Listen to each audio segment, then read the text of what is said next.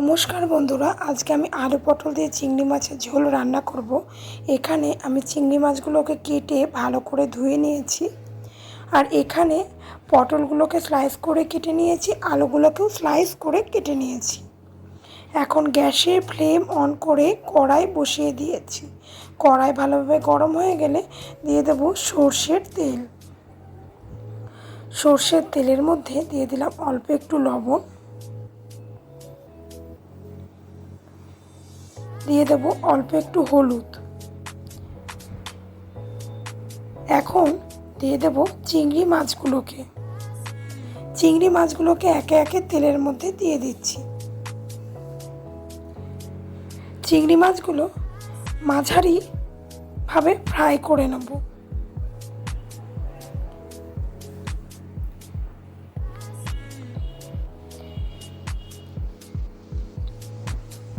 ভালোভাবে নেড়ে চেড়ে ভেজে নিচ্ছি দু পিটি। আপনারাও এইভাবে আলু পটল দিয়ে চিংড়ি মাছ বাড়িতে রান্না করে দেখবেন, খেতে খুবই ভালো লাগে। চিংড়ি মাছগুলো দু পিটি লাল লাল করে ভাজা হয়ে গেছে। এখন চিংড়ি মাছগুলোকে একটা পাত্রে আমি তুলে নিচ্ছি।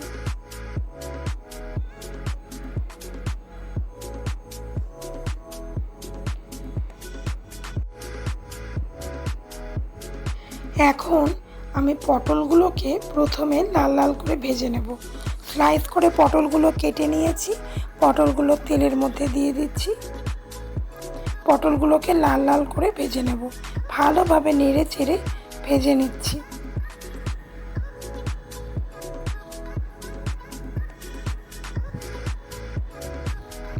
পটলগুলো ভালোভাবে ভাজবার জন্য একটা ঢাকনা দিয়ে ঢাকা দিয়ে দিলাম।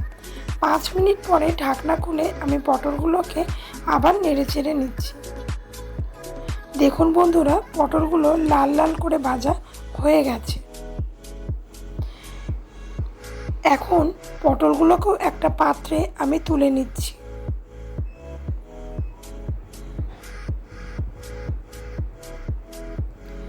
পটলগুলোকেও একটা পাত্রে আমি তুলে নিচ্ছি।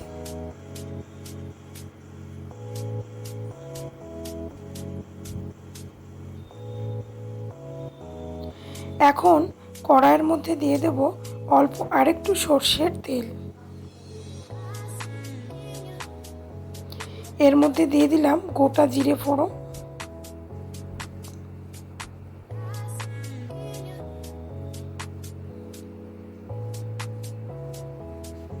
দিয়ে দিলাম শুকনো লঙ্কা।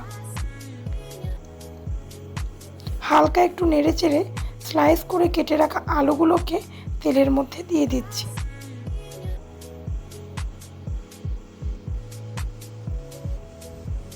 আলুগুলোকে হালকা একটু নেড়ে নিলাম। এখন এর মধ্যে দিয়ে দিচ্ছি স্লাইস করে কেটে রাখা পেঁয়াজটাকে।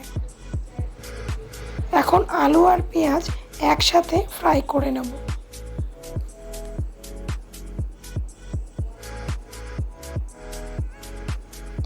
পেঁয়াজ আর আলুগুলোকে ভালো করে নেড়ে চেড়ে লাল লাল করে ভেজে নিচ্ছি।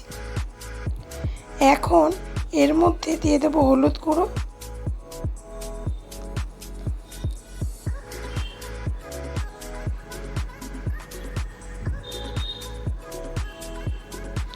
দিয়ে দেব এখন এর মধ্যে স্বাদ মতো লবণ। হলুদ আর লবণ দিয়ে ভালো করে নেড়ে চেড়ে নেব। ভালোভাবে নেড়ে চেড়ে আলু আর পেঁয়াজগুলোকে ভেজে নিচ্ছি।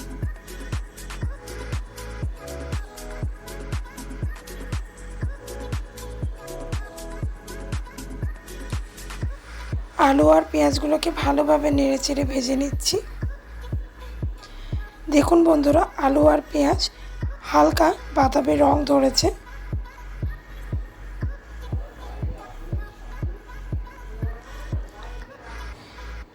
এখন এর মধ্যে দিয়ে দেব ভেজে রাখা পটলগুলো। একে একে ভেজে রাখা পটলগুলো আলু আর পেঁয়াজের মধ্যে দিয়ে দিচ্ছি। একে একে সব পটলগুলোকে আলু আর পেঁয়াজের মধ্যে দিয়ে দিলাম। এখন এর মধ্যে দিয়ে দেব ভেজে রাখা চিংড়ি মাছগুলো। এখন চিংড়ি মাছ, আলু, পটল সব কিছুকে একসাথে নেড়ে চেড়ে নিচ্ছি।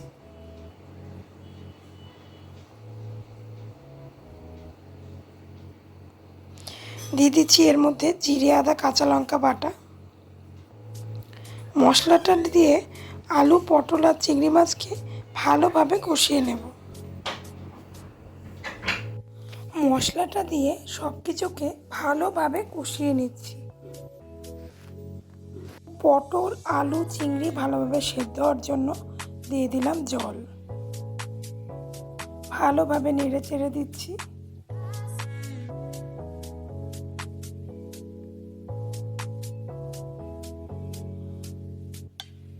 দিয়ে দিচ্ছি আর একটু জল, যাতে আলু পটল ভালোভাবে সেদ্ধ হয়। পটল আলু দিয়ে চিংড়ি মাছের ঝোল খেতে খুবই ভালো লাগে। এখন ভালোভাবে সেদ্ধ হওয়ার জন্য একটা ঢাকনা দিয়ে ঢাকা দিয়ে দিলাম। 15 মিনিট পরে ঢাকনা খুলে দেখে নিচ্ছি পটল আলু কতটা সেদ্ধ হয়েছে। দেখুন বন্ধুরা, আলুগুলো একদম ভেঙে যাচ্ছে। পটলও ভালোভাবে সেদ্ধ হয়ে গেছে। ঝোলের পরিমাণটা অনেকটাই কমে এসেছে। আলু পটল দিয়ে চিংড়ি মাছ পরিবেশনের জন্য একদম রেডি। ভালো লাগলে চ্যানেলটি সাবস্ক্রাইব করবেন, কমেন্ট করবেন। ধন্যবাদ।